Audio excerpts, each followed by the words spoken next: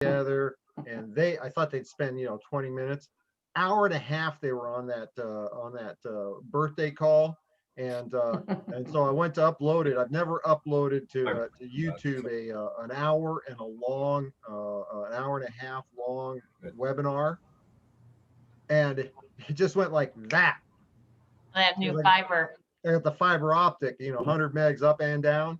I'm going, dang. I mean, it took like 4 times as long once it was uploaded for YouTube to be able to, process it. All right, good to see all you guys. Good to see you. I think I got to notice Donna's not going to be here, but we'll have a recording for her. And Amy McKenzie's in the house. Woo-hoo, woo-hoo. And Robin and Bob. Oh, and Bob too. Hey. Yeah. Old school in the house. Debbie isn't in the dark. It's what? Debbie's not in the dark. No, yeah. Good to see you, Roger. All right. Nice, thank you. I want to spend the time this evening. I got one little thing I want to share with you, and I want to spend the time focusing on whatever things I can assist you all with. I think I mentioned to the group, I invest in personal development like I encourage you guys to invest in personal development. I invested recently in a program that's actually going to run for 40 weeks, I think, something like that. It's through September or something. It was pretty high ticket, but interesting thing, discussion that came out, and I thought I'd just share this with you. The conversation was on what are the keys to success. Take the most famous, successful people you can think of, and give me one word that you think was responsible for their success. And they took a tally of all 20, 30 different words. And then the speaker was saying success is dependent upon 3 things. And you should write this in your notes, okay? Number 1, skills. Well, of course, right? The novice network marketer, the very first time they pick up the phone to call a prospect them on the products, prospect them on the opportunity, what's one of the things they lack? Skills. They don't know what to say. Hey, would you like to join my pyramid deal? I mean, right? Okay, so skills is clearly an attribute of success. The second key attribute, knowledge. Now, if you want to think about it, if we're selling products, a certain level of product knowledge would make sense. If we're sharing an opportunity, selling an opportunity, a certain level of knowledge about the compensation plan, how network marketing works, how to explain it, and that sort of stuff, clearly makes sense. Third attribute of success, enthusiasm. Enthusiasm. Now, during this group meeting, the trainer, what he did was, once he had a tally of, like, I don't know, it was, a couple of dozen things like, drive, commitment, passion, entrepreneurs, things that would explain for highly successful people's success. He then took all those words and had somebody who was keeping score write down what attribute of success those words fell into. And by a ratio of like 1 to 4, the attribute of enthusiasm was the most prevalent one. There were a couple where there was, enthusiasm with a little bit of skill, enthusiasm with a little bit of knowledge. But it was enthusiasm was overwhelmingly the key of all those words that people came up with as things that would, account for an individual's high-level success. And I just thought that was so interesting, because a brand new person, just get them in the door, and they go, I can't believe how I can't get rich with this thing. I mean, it's a almost 20-year-old company. They got a track record of $8 billion in sales. They got to be doing something right. I mean, how can you sell $8 billion worth of stuff in less than 2 decades and not be doing something right? And all the results these people are getting, and the results that I'm getting, I mean, and an opportunity to work from home part-time, build a business, create a legacy income, and work your way through success. And all these people are here to help me, and they genuinely want to see me successful. How can I not win with this deal? And then what do? We let them go undertake the first step, prospect a customer, prospect an opportunity, a business partner, and they don't have anything but enthusiasm. And all the things that it's enthusiasm, and that's great. But what do they do with the first question? What do they do with the first negative person? What do they do with the first person that really is interested, but testing them? I mean, think about it for a minute. How often do I get prospected by people on LinkedIn or Facebook or, well, nobody prospects me on Instagram because I never bother to look because I don't get Instagram. Okay. But LinkedIn in particular. Okay. Every novice network marketer in the world's got their little pitch and they pitch me. Okay. And I'm never negative to them, but I'm not, oh yeah, tell me all about your deal, because I'm testing them. Are they, I mean, I'll go ahead and listen to somebody's pitch just because maybe I can help, but not if they're not going to do the deal, right? And I actually came across a gal, and we'll end up being, her upline is a big dog, and he's going to join the team. He wants to be part of Isogenics, but I got him through her. And actually, when he found out who it was that she was going to talk, she says, no, I need to talk to this guy. So point I'm making, and I just thought it was an interesting exercise. The one thing our new person brings to the table is their enthusiasm. And we need to roll with that. But we also need to be in the trenches with them. It's real, it's either, go get them, slugger, or let's go get them. Slugger. And I guarantee you want to be there when they trip and fall, because they're going to trip and fall. It's a guarantee. They're going to fall down. They're going to skin their knees. They're going to skin their nose. There's just certain things in life, are going to happen. My yard boy's hitting that age. He's, looking for cars. He's doing 2 days a week now instead of just Sunday, because he's trying to save up money. And, and I've been talking with him. It's my job in life is to make sure all the kids grow up, right? And I told him, I said, hey, you're going to have an accident in your first year. Okay. You're going to have to drive 12 to 15,000 miles, or at least a year's worth of driving, 12 to 15,000 miles before you consider yourself even safe. And you're going to have an accident. I guarantee it. And he goes, really? I go, every guy has an accident in his first year. Every single one. You want to make sure that when you have your accident, you're driving slow enough that you don't kill yourself or kill somebody else. There's the trick, right? Most important things in life, you can break them down into 3 deals, right? When it comes to driving, number 1, everybody out there is an idiot. Number 2, everybody out there is trying to kill you. And when in doubt, number 3, when in doubt, refer to number 1 and number 2. I won't share with you the one about Dayton when he started to date. But again, 3 things. That's all you got to know. You can pretty much take care of the deal with just those 3 things. So anyway, I just thought that was very interesting. I thought it was a very good lesson for us to understand our brand new distributor. David Moses didn't have to worry about me when he recruited me. Why? Because I've got experience. It's like you don't have to teach, who's the quarterback that won the Super Bowl yesterday?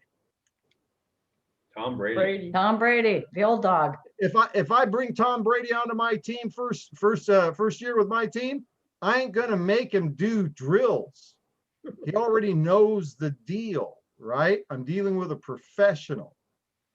But brand new person, untested, not been in the arena, be there to help them out. They've got the enthusiasm. That's the one thing they got for them. And we got to back them up. And it's the most important thing. Talk to Pat Anderson. Who knows more about nutritional products than Pat Anderson? very few people, very few. And that was not, product knowledge. That was not the deal that helped her build. Okay. Skills. Pat Anderson is phenomenally skilled at, her technique, which was, what do you call them? Not trade shows. Trade shows. I did a trade show with her in Chicago. I was blown away. She makes the deal look easy. Okay. It's the enthusiasm. Those two things together cannot meet up, can't be half as good as enthusiasm. So just some things for you. Tell me what's going on, folks. What do you have going on that myself or one of the other team members can lend a hand with? And I saw Amy McKenzie raise her hand. I've never seen Amy McKenzie raise her hand. She usually just speaks up and does a deal.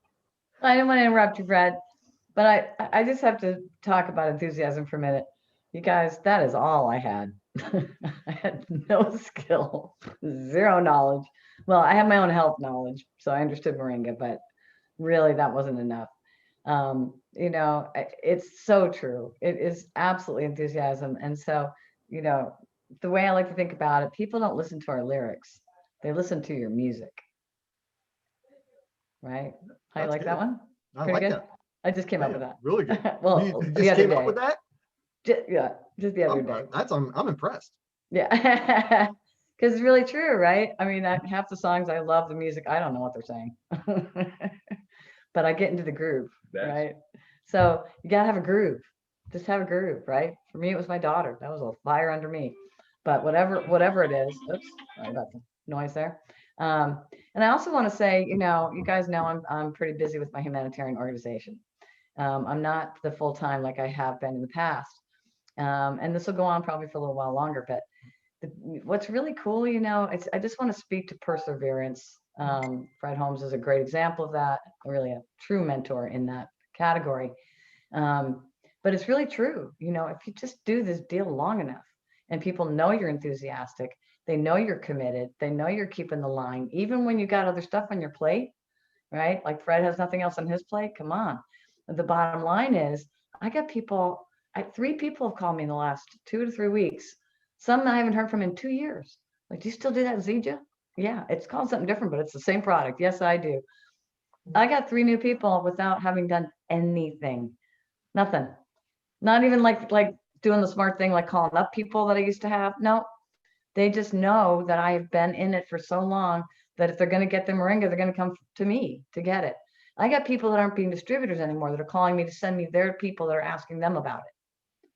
And I'm still getting a weekly check all this time. That's to me stunning. So I just, for the new people, or even those you guys have been around for a while, it's that enthusiasm is never forgotten because they know that I'm committed. They know I really care, and they know I'm going to be there for them. And sure enough, they're hunting me down. And so I just wanted to share that because that's pretty exciting. That is exciting, and that's easy money when they call you, right? Oh my God, it's called. I'm lucky I answered the phone. And I'll add one, kind of like I'll go on top, add on to that. Been around long enough, people know who you are. They're looking for their Moringa. They're going to call you. Do not underestimate the impact you made on somebody a long time ago. Okay. Roger, and I don't know a lot about your story, Roger, how long you've been around, how engaged you were, but I know the rest of the people here, every single one of us has had old customers that haven't ordered in a while, or in years, right? Never ever underestimate the power of calling them up, checking in, how's it going, and the magic words. Have you heard? Have you heard the good news? Okay. And, Brian, are you meditating? Because you're looking awful lot like I did in church on Sunday morning.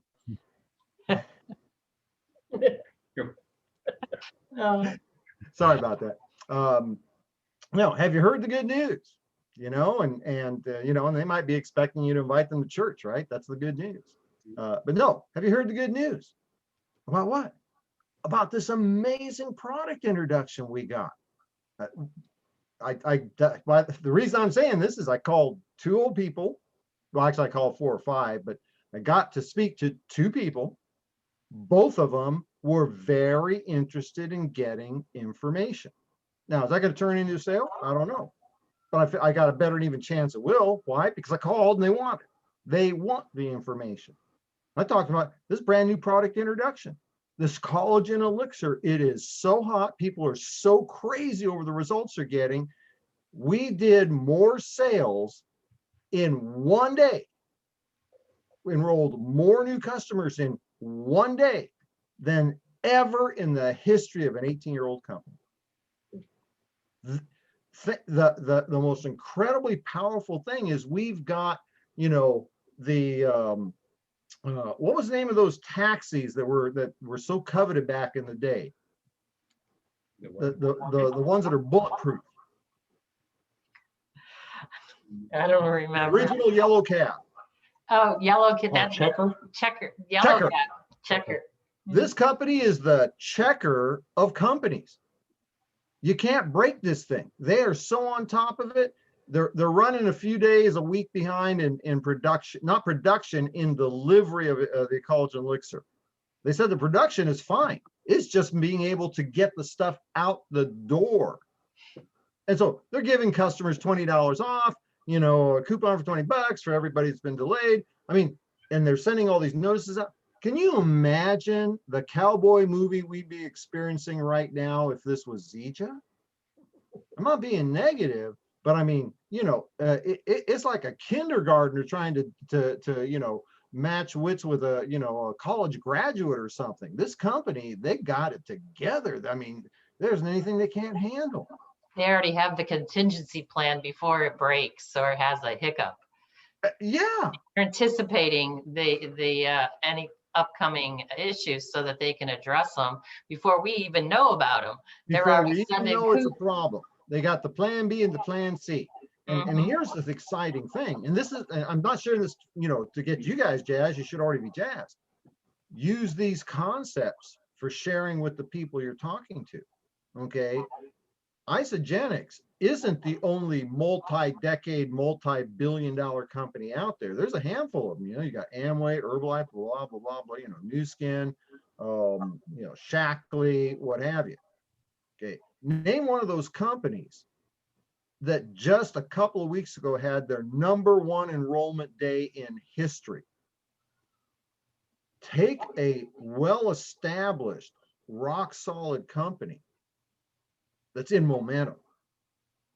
That's the best place to be. That's the sweet spot. Okay. And we all need to really, really focus on that and be able to share that with the enthusiasm. Imagine knowing you got Microsoft stock and it's only, $5 a share right now. And knowing for a fact, it's going to be $100 a share, $200 a share. And everybody that gets in right now is guaranteed to be rich. I got Bitcoin for $1 a coin. Oh. Okay. No, I didn't, but I'm saying, imagine. Oh, yeah. Yeah. Yeah, I bought 10,000 Bitcoins for $10,000. Right now I'm worth I'm worth more money than God. No, so anyway, what else is going on that maybe we can work with? Yeah. Well, actually, Amy said she was having old customers call her. I can actually one up that. One of my old customers called my sponsor, Debbie. And so it was because it's one of my shirt tail cousins, and she lives close to Debbie, and she seemed to resonate with her more than she actually resonated with me. So we might be getting her back as a customer. Excellent. Shirt tail cousin. Yeah, her mom and my mom are first cousins. So I don't know, that doesn't make her and I like second cousins or first cousins once removed, twice removed. I don't know. I don't understand that cousin thing. All I know is it's not immediate cousins. I'm half Mexican. If my mother and your mother lived next door to each other, we're cousins. Yep. I mean, it is. That's the way it is. You know, I'm just saying. Yeah. Well, very, very good. That's excellent. Robin, Bob, what's happening with you guys? I got some really awesome rejections this week. So that was, I'm, moving the water. Robin, you get a gold star for that, because anybody else would have said, I got terrible rejections, whatever. You said I got awesome rejections. They were impressive. Okay, let me ask you a quick question. It's just as important to understand what happened to get the good results as the bad results. Why do you think you got such awesome rejection? Well, they were fairly good prospects, but I did use the shotgun method. I should have selected better. Okay, they were very good prospects. How did you obtain them as a prospect? They were people from trade shows that I had attended, and I collect cards from the people I talked to, and they'd expressed some interest, probably a year ago, maybe longer. And so I called them to see how they were getting along during the COVID crisis. Okay, what did you do to reestablish the connection? Asked them how their business was going. Okay, so it was a business-related trade show, Yes, and they were at the trade show presenting their business, correct. as presenting their products for sale from their business. Yes. Okay, and so you reconnected by saw you at the trade show, just checking in. How's business going? Has COVID been a big factor? Where did you go from there? Are you interested in increasing your income stream? Would you be interested in looking at something else as well to supplement? Okay. And that was in response to them saying, yeah, money, volume's down, money's down, things are struggling. One said that, and the other one said, man, this is the best year I've ever had.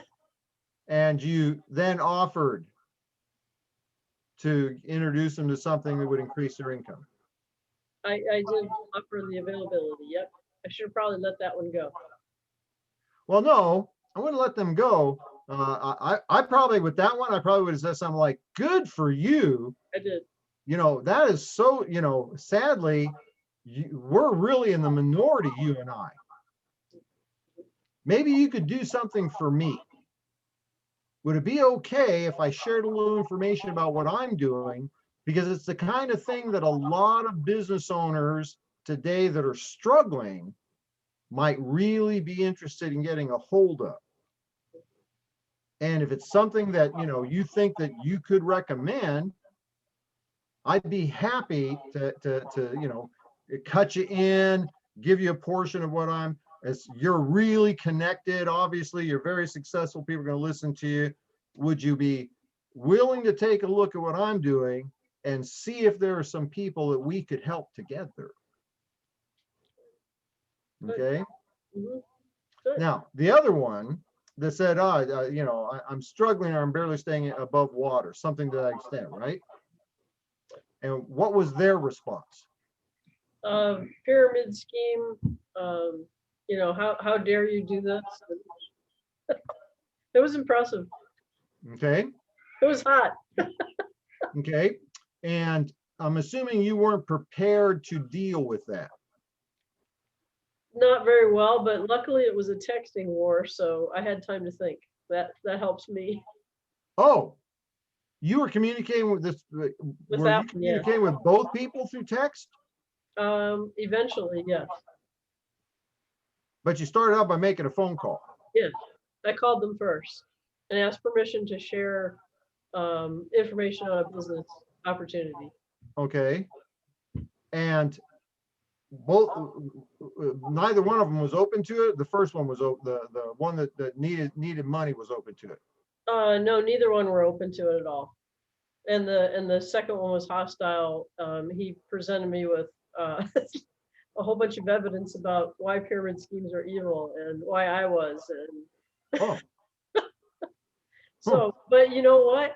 By the time we got done, I listened to him and I was oh, that kind of thing. And I accepted it. We were good buddies again by the time we got done. He doesn't want to join Isogenics particularly, but we were friends again. Okay. So I'm still a little confused here. Why were you communicating with these people via text when you started by talking to them? to send them the link. And you didn't follow up with a phone call? No, I sent them the link, and then like the one guy started furiously texting, so I texted him that way. Okay. Yeah. Let me suggest two things. One, if you're using a pat line, because what you just said to me sounds like a pat line. Okay. A structured, it's written down right here. Would you be open to hearing about an opportunity to create additional income stream? Okay. And if you're saying it like that, you lose a lot of authenticity. And people are going to see right through that. You're just going through the numbers, you're calling a list, whatever, but people want to be dealt with like individuals. And I'm running out of time here, so I'm going to try and do this pretty quick. One, I would try to find a way to be present in the conversation as opposed to speaking at them. Okay, because if you can do that, and we're all friends here, okay, and I'm going to say stuff, and and you guys are just going to have to live with it. All right, Robin, I know that you tend to you tend to have in your conversation a sound like you're reading. Would you agree with that, or can you identify what I'm saying? Sure. Okay. Especially when I'm trying to follow a formula that I've been given. Right. And what I'm going to tell you is, certainly, get the verbiage down, take your thing and throw it away, and get present with the people. Talk to them. Okay. People will very quickly pick up on the fact that they're just, number 37 on the list you're going through. Right. Try to get, because you're a very engaging person. Well, okay. Smile for me. See, there you go. See, your smile lights up the room. But when you're focused on following your script and doing the detail and getting it down right and that sort of thing, all of a sudden the entire expression goes dark. And this was something that was taught to me years ago. Smile when you're talking on the phone. It's impossible not to feel animated and energized. Remember, what's the number one trait? Enthusiasm. Okay. So instead of following the script, certainly, Modesta was listening to training I did, one of those Saturday, Wednesday morning focus calls. And she was amazed to think when she found out that I don't write it down and read it, that I haven't rehearsed a script. I got 3 bullet points and then I just go. And I'm thrilled to death if I got all 3 bullet points when I'm done, because I'm engaged. I have to be animated, because there's no other, the video's great compared to phone calls, but still you don't have, and notice my hands are always like this, body language. Okay. It's part of communication. There you're smiling again. And see, if you were communicating with your prospects, not with the words that you're supposed to do, the concept is what you want, but be engaged, present with them like they're real people that you really care about, you'll know when's the right timing to bring in the question, are you open? Okay. And here's the thing that really, trips me out. If they weren't open to any information, why'd you send them a text with a link? Why? See, if I got a really, really nasty person, I'll say, well, I totally understand and I can appreciate where you're coming from. Maybe you could do me a favor. Would you be open to referring me to somebody that really does have the ability to see a great opportunity and is desirous of doing a better life for themselves? Something like that. Could you refer me to somebody that isn't an ass? So anyway, I'm sorry to cut this short, but Robin, is this helping a little bit? Do you understand what I'm saying? Sure. The concept is what what you want to pick up from whatever it is that you're doing.